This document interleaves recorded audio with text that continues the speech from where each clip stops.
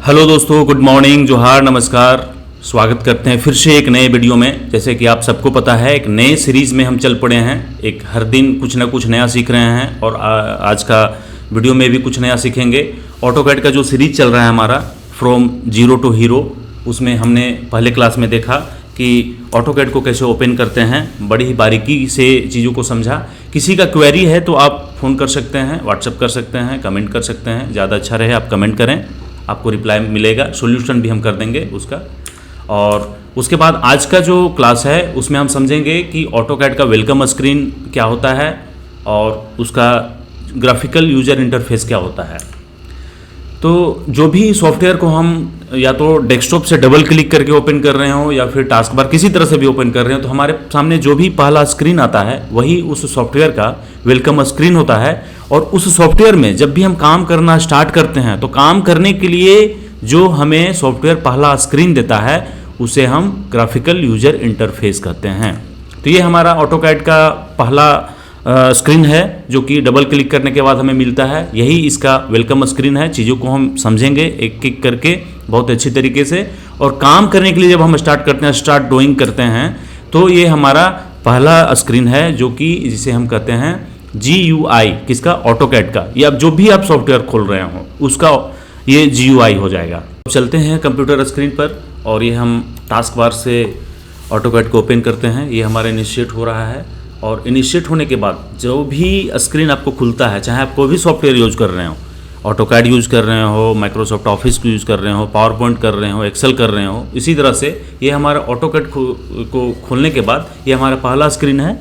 तो ये हमारा वेलकम स्क्रीन हुआ। अब हम देख पा रहे हैं कि नीचे एक लर्न का ऑप्शन है और एक क्रिएट का ऑप्शन है। मीन्स ये जो वेलकम स्क्रीन है दो भागों में बटा हुआ है। अगर आपको इसके बारे में कुछ नॉलेज लेना है ऑनलाइन, अगर नेट कनेक्ट है, आप लाइसेंस वर्जन यूज़ कर रहे हैं या फिर स्टूडेंट वर्जन यूज़ कर रहे हैं ऑटोकैड का, तो आपको बहुत सारा हेल्प और टिप्स मिलेगा इसमें लर्न के टैब में।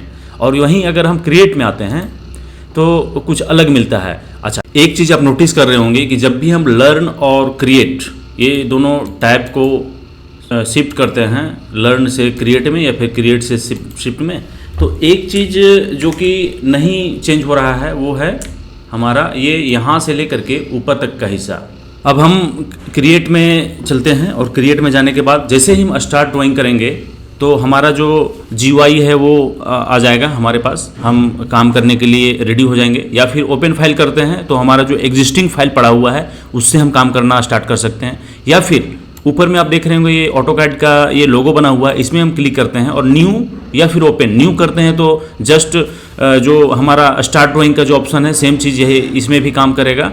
और उसके बाद ओपन करते हैं तो हमारा जो पुराना जो एग्जिस्टिंग ड्राइंग है वो हम ओपन कर पाएंगे और काम करना स्टार्ट कर पाएंगे। इससे पहले हम क्रिएट को देखते हैं कि इसमें भी 3 पार्ट में बटा हुआ है। तो क्या है कि पहला पार्ट हम देख रहे हैं कि यहाँ पे गेट स्टार्टेड का है, और दूसरा पार्ट है रिसेंट डॉक्यूमेंट का, और तीसरा पार्ट है यहाँ पे कनेक्ट का। कनेक्ट का मतलब अगर आप स्टूडेंट वर्जन यूज़ कर रहे हो या फिर लाइसेंस वर्जन यूज़ कर रहे हो तो आपके अकाउंट का यहाँ पे डिटेल रहेगा। जो भी आप क्वेरी है कंपनी से, आप अगर उसमें फीडबैक के लिए कुछ क्वेरी के लिए आप उसमें कंपनी के साथ अगर कुछ चैट किए हैं तो वो सारा डिटेल रहेगा। और रिसेंट डॉक्यूमेंट में, रिसेंट डॉक्यूमेंट जो है उसमें अगर आप पहले कुछ भी काम करके रखे हैं अपने सिस्टम में तो वो सारा चीज़ डिटेल इसमें रहेगा। जैसा कि आप देख पा रहे होंगे final floor plan, Ranjit, vermicompost, बहुत सारे प्लान पे हमने काम कर रखा है। तो ये रिसेंट डॉक्यूमेंट में आया। अगर हम गेट स्टार्टेड में देखते हैं तो हमें 3-4 ऑप्शन मिलता है।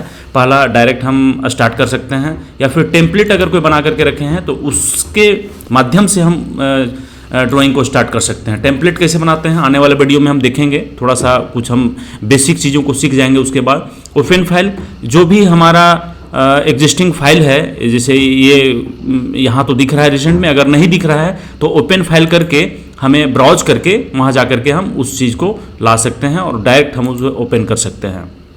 तो सब पहले हम क्या करते हैं कि स्टार्ट ड्राइंग पे क्लिक करते हैं। स्टार्ट ड्राइंग पे हम जैसे ही क्लिक करते हैं तो ये हमारा ऑटोकैड का GUI खुल गया। इसमें भी चीज़ें बहुत ही जो हमारा पूरा इंटरफेस है, जो हमारा स्क्रीन है, बहुत सारे भाग में बंटा हुआ है। तो पहले हम समझेंगे कि किस पार्ट को क्या कहते हैं, ताकि हम कभी भी उस चीज़ को कोई सेटिंग खराब हो जाए या फिर डायरेक्ट हम बोलें कि टास्क बार में यहाँ से क्लिक करना है तो आपको समझ में आएगा। और ये इंटरव्यू लेवल का भी चीज़ें हैं कि आपको सॉफ्टवेयर के बारे में पूरा नॉलेज होना चाहिए, उसके GUI के बारे में पूरा नॉलेज होना चाहिए, किसको टास्क बार कहते हैं, किसको क्विक एक्शन टूल बार कहते हैं, किसको नेविगेशन बार कहते हैं, ये सारी चीज़ें आपको पता होना चाहिए। तो सबसे पहले हम स्क्रीन को समझते हैं। किन्हीं को भी किसी तरह का कन्फ्यूजन ना हो, इसके लिए हम फिर से हम डेस्कटॉप में आ गए हैं और डबल क्लिक करते हैं ऑटोकैड के लोगो में, शॉर्टकट में, और ये इनिशिएट हो रहा है। अब जैसे ही खुलता है हमें वेलकम स्क्रीन दिखता है। वेलकम स्क्रीन के बाद हम स्टार्ट ड्राइंग करते हैं। स्टार्ट ड्राइंग करने के बाद ये एक ब्लैक सा हमें जालीनुमा, जिसे हम ग्राफ भी बोल सकते हैं, एक स्क्रीन मिलता है। तो ये जो मूव कर रहा है, जो हिल रहा है, जो स्टैटिक पार्ट है उसको छोड़ करके जो डायनामिक पार्ट है, ये हमारा ड्राइंग एरिया है।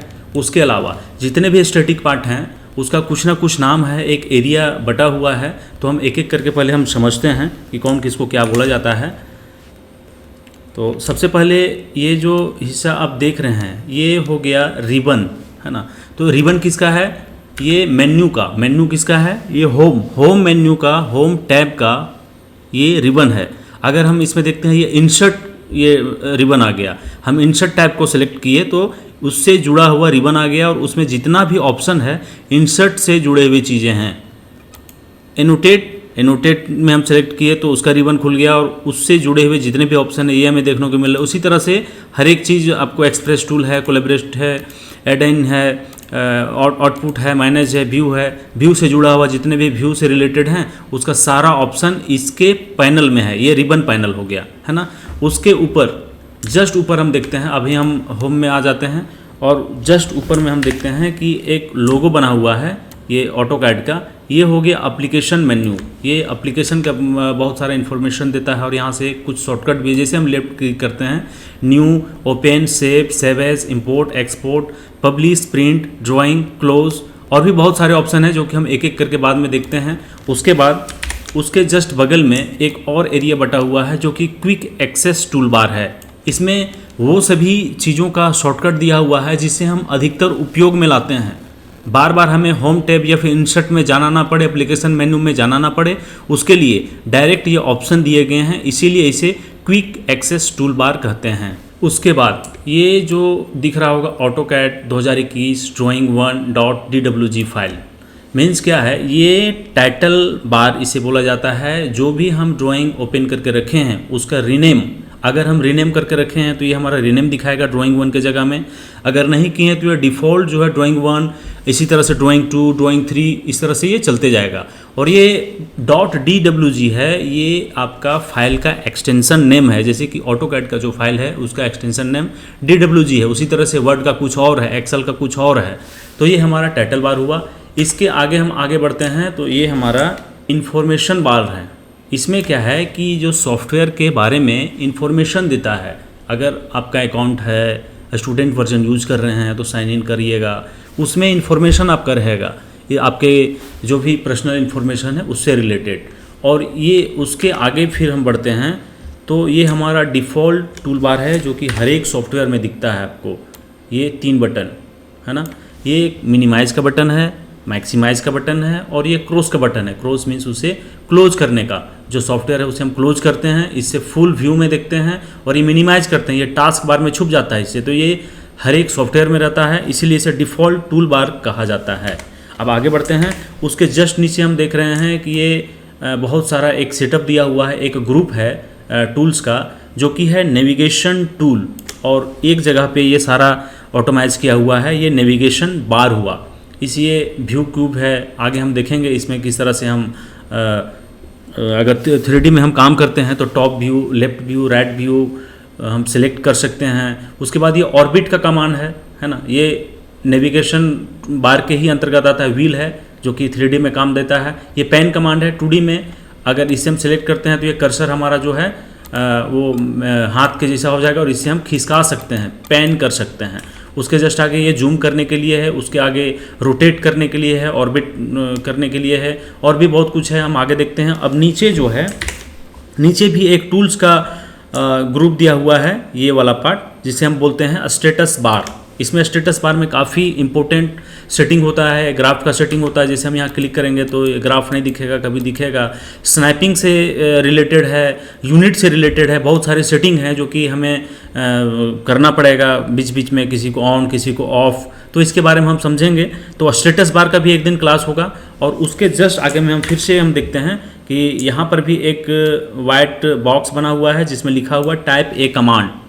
तो ये हमारा कमांड बार हुआ है ना। कमांड डालने के लिए, कमांड जो हम देंगे किसी भी काम करने के लिए, तो कमांड यहीं पे लिखा जाता है। अगर कहीं भी लिखेंगे तो डिफ़ॉल्ट यहीं आप आकर के वो लिखाएगा, इसीलिए हम इसे बोलते हैं कमांड बार। और उसके आगे में फिर से हम देखते हैं कि एक एक्सिस एक्स और वाई बना हुआ है, और एक्सिस पॉइंट भी है। ये हमारा, इसे बोलते हैं यूसीएस, ये ऑटोकैड का ड्राइंग का यूसीएस है। और उसके जस्ट नीचे फिर हम देख रहे हैं कि मॉडल लेआउट 1, लेआउट 2।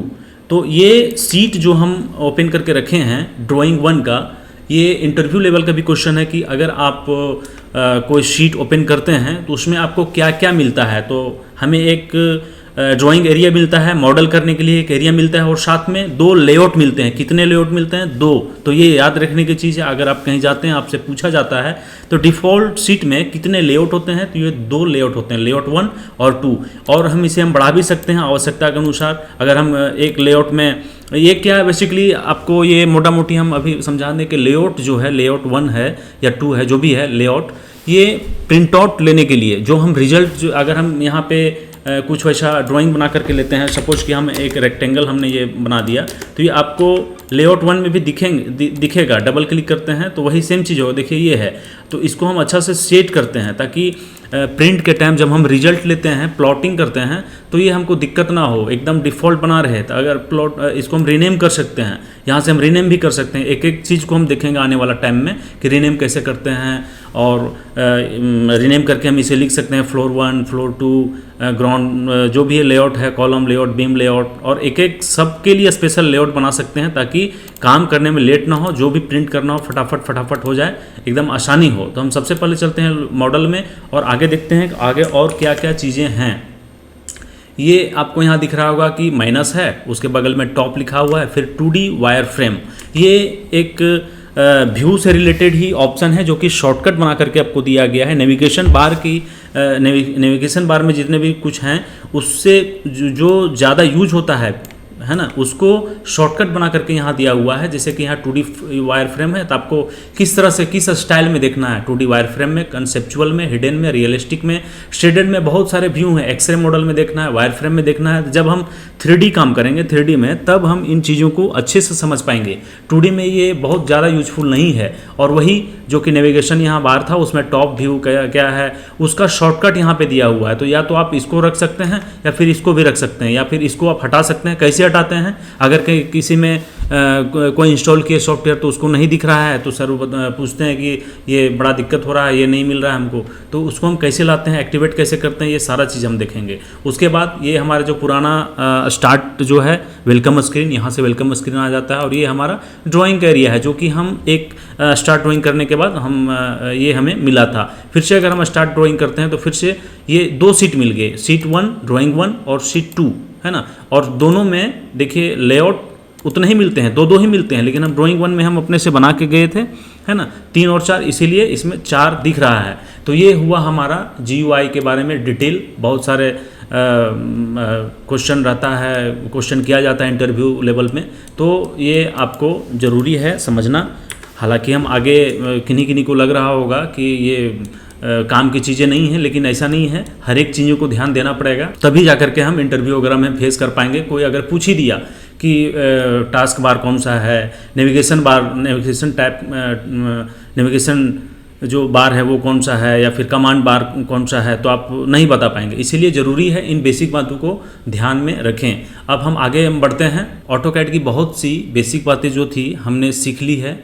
अब उससे भी ज़्यादा ज़रूरी है कि हम जिससे काम करते हैं, कीबोर्ड और माउस, क्योंकि काम करने के लिए, कंप्यूटर में काम करने के लिए यही हमारे 2 हाथ पैर हैं।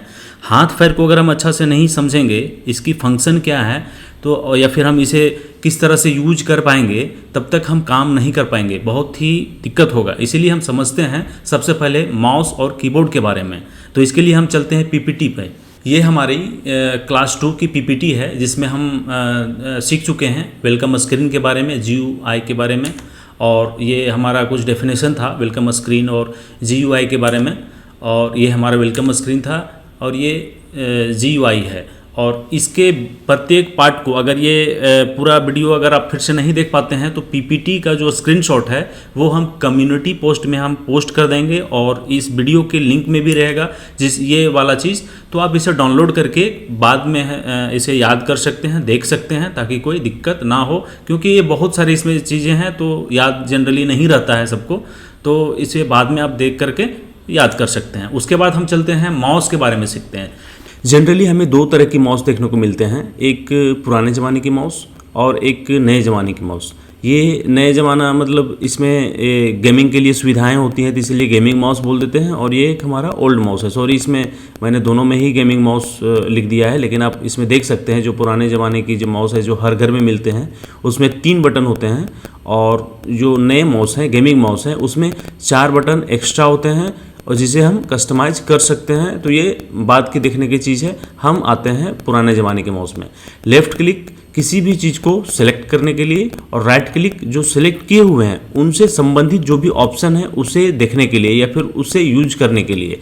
और एक हमारा स्क्रॉल बटन है, तो इसे जनरली हम जूम इन और जूम आउट करते हैं। ऑटोकैड में भी यही होता है, लेकिन एक ट्रिक है कि हम इसे 2 चीज़ में यूज कर सकते हैं, पैन कमांड की तरह और zoom in zoom out.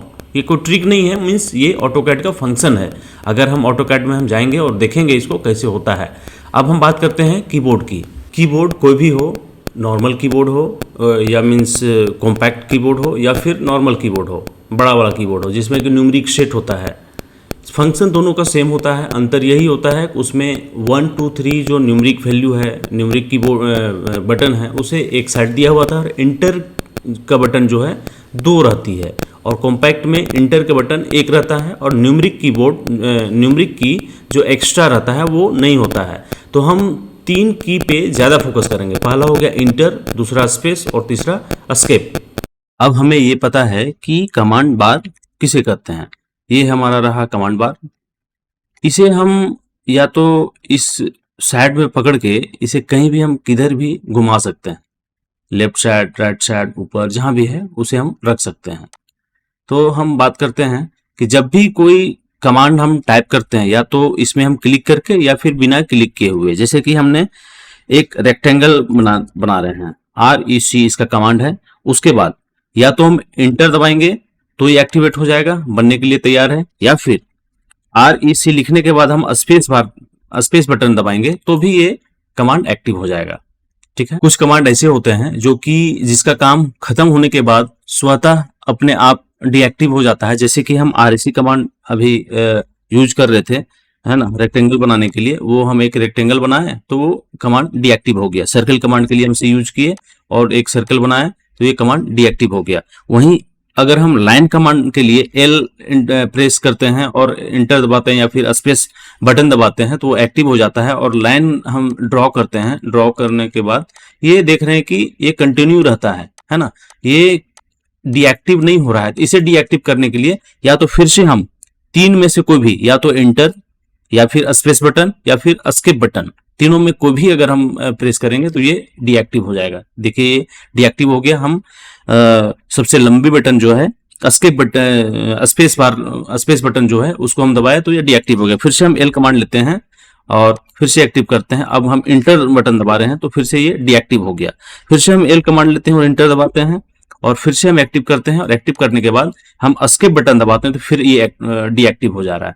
Means क्या है कि कमांड बार में एक चीज आप नोटिस करेंगे कि कमांड बार जो है, टाइप ए कमांड जहां पे लिखा हुआ है, इसमें अगर कोई भी चीज लिखा हुआ है या फिर कुछ मैसेज दे रहा है टाइप ए कमांड के अलावे, तो समझेंगे कि कोई ना कोई कमांड जो है सो एक्टिव है। और अगर नहीं लिखा हुआ है, सिर्फ लिखा हुआ है टाइप ए कमांड, मीन्स ये इसमें कोई भी कमांड अभी एक्टिव नहीं है।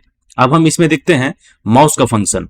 माउस का फंक्शन हम जैसे कि स्क्रॉल बटन को अगर हम प्रेस करके होल्ड प्रेस करके, प्रेस एंड होल्ड करके हम इधर उधर घुमाते हैं तो ये हमारा जो पेपर है जिसमें हम ड्राइंग कर रहे हैं, ये हमारा ग्राफ पेपर है ना, ये जो ड्राइंग एरिया है वो मूव करता है, पेन होता है। अब इस पेन कमांड को हम डायरेक्टली ये जो नेविगेशन बार में जो शॉर्टकट है उसमें हम क्लिक करके भी एक्टिवेट कर सकते हैं। अब इसमें हम क्या लेफ्ट क्लिक करेंगे, लेफ्ट करने के बाद, सॉरी ये लेफ्ट क्लिक हुआ, अब लेफ्ट क्लिक होने के बाद जो कर्सर था वो चेंज हो गया, ये हाथ का साइन दिख रहा है, कर्सर गायब हो गया। अब ये परमानेंटली पेन कमांड एक्टिवेट है। अब हम कर्सर, इसमें हम कोई कमांड नहीं लिख सकते हैं। फिर वही अगर इस पेन कमांड को डीएक्टिव करना है तो या तो एस्केप बटन या फिर स्पेस बटन या फिर इंटर दबाएंगे तो ये फिर डीएक्टिव हो जाएगा, ये पुराना कर्सर आ जाएगा। उसी तरह से नेविगेशन बार में ही ऑर्बिट कमांड है, ऑर्बिट कमांड को जब हम एक्टिवेट करेंगे, क्लिक करेंगे, लेफ्ट क्लिक करेंगे तो ये ऑर्बिट होना शुरू हो जाएगा। मीन्स अब देखें ये जो पेपर था वो ऑर्बिट हो रहा है, 3D बन गया है। और उसके साथ साथ नेविगेशन बार में जो ये व्यू क्यूब है इसे भी हम देखें तो इसका जो व्यू है वो चेंज हो रहा है, कभी फ्रंट, लेफ्ट, राइट, टॉप या फिर बाइक या फिर बॉटम, जहां से भी हमको देखना है वो हो जा रहा है। अब हम इसे हम कैंसिल करने के लिए क्या करेंगे, एस्केप बटन दबाएंगे। एस्केप बटन दबाए, लेकिन क्या है व्यू क्यूब तो वहीं का वहीं रह गया। जो ग्राफ हमारा 3D में था, जो 3D रूप में दिख रहा था वो तो 3D ही दिख रहा है, हमें 2D लाना है। 2D लाने के लिए क्या करेंगे, या तो व्यू क्यूब में हम टॉप बटन में क्लिक करेंगे या फिर लेफ्ट साइड में देख रहे हैं उसका शॉर्टकट है कस्टम व्यू, उसमें हम लेफ्ट क्लिक करके टॉप में क्लिक कर देंगे तो ये हमारा टॉप व्यू आ जाएगा। अब हम माउस के लेफ्ट क्लिक को जब भी हम किसी एलिमेंट के ऊपर रख करके हम लेफ्ट क्लिक करते हैं, है ना, लेफ्ट क्लिक कर रहे हैं, देखिए ये सिलेक्ट हो जा रहा है। और सिलेक्ट होने के बाद फिर दूसरा में करें तो फिर कंटिन्यू सिलेक्शन होता ही जा रहा है। जबकि ये दूसरा सॉफ्टवेयर में ऐसा नहीं होता, या तो हमें शिफ्ट दबा करके करना होता है या फिर कंट्रोल दबा करके करना होता है। लेकिन बिना कुछ की दबाए हुए हम क्लिक करते जाएंगे तो ये सिलेक्ट होते जाएगा। और सिलेक्ट होने के बाद अगर हम इस सिलेक्ट के ऊपर रख करके ही राइट क्लिक करते हैं तो इससे संबंधित जितने भी ऑप्शन हैं वो खुल जाएंगे। अगर इसे आप यूज करना चाहते हैं तो यूज कर सकते हैं या फिर आप एस्केप बटन दबा सकते हैं। और जो सिलेक्ट हुआ है उसे हम डीसिलेक्ट करने के लिए फिर से हम एस्केप बटन दबाएंगे तो ये डीसिलेक्ट हो जाएगा। और रही बात एक साथ सिलेक्ट करने के लिए, मान लेते हैं कि ये हमारा बीच का जो ये रेक्टेंगल है इसे हम सिलेक्ट करना है तो इसे हमें बहुत ध्यान से देख करके सिलेक्ट करना पड़ता है। या अगर जूम आउट है तो हमें जूम इन करके इसे सिलेक्ट करना पड़ेगा अगर लेफ्ट क्लिक के द्वारा करते हैं। वहीं अगर हम स्क्रॉल करके हम सिलेक्ट करना चाहते हैं तो किसी भी जगह पे हम क्लिक करते हैं और ब्लू तरफ मीन्स राइट तरफ हम अगर माउस को ड्रैग करते हैं तो ब्लू स्क्रीन जब भी बनाएगा। हम जानते हैं कि ब्लू स्क्रीन के अंदर यदि कोई एलिमेंट पूरी तरह से ओवरलैप हो जाता है तभी वो सिलेक्ट होता है। जैसे कि यहाँ हम देख रहे हैं बहुत सारे लाइन है उसके साथ साथ, लेकिन वो पूरी तरह से ओवरलैप नहीं है, तो सिर्फ जो ओवरलैप है मीन्स ये जो रेक्टेंगल है यही सिलेक्ट हो रहा है। तो ये बड़ा ही अच्छा फंक्शन है ऑटोकैड में। जैसे हम यहाँ पे क्लिक की और फिर से हम जो सर्कल है उसे हम सेलेक्ट कर पा रहे हैं। वहीं अगर एक साथ करना है तो एक बार लेफ्ट क्लिक करके बाएं की ओर, लेफ्ट की ओर ड्रैग करेंगे तो ये ग्रीन स्क्रीन बनेगा। और ग्रीन स्क्रीन होने के बाद इसके अंदर थोड़ा सा भी कोई भी एलिमेंट टच हो जाएगा तो वो सिलेक्ट हो जाएगा। उसी तरह से अगर बीच का जो बटन है स्क्रॉल बटन उसे हम क्लिक करके हम ऊपर नीचे करते हैं, खिसकाते हैं, ड्रैग करते हैं तो ये हमारा पेन बटन एक्टिव हो जाएगा। वहीं अगर बीच वाला बटन को, माउस के बीच वाले बटन को दबा करके, स्क्रॉल बटन को दबा करके साथ में अगर हम शिफ्ट बटन दबाते हैं तो ये पेन कमांड एक्टिवेट हो गया, जो कि हम यहाँ से शॉर्टकट से नेविगेशन बार में जो शॉर्टकट है उससे हम कर रहे थे। लेकिन वहीं स्क्रॉल बटन, माउस के स्क्रॉल बटन को क्लिक करके साथ में कीबोर्ड से शिफ्ट बटन को दबाते हैं तो ये एक्टिवेट हो जा रहा है।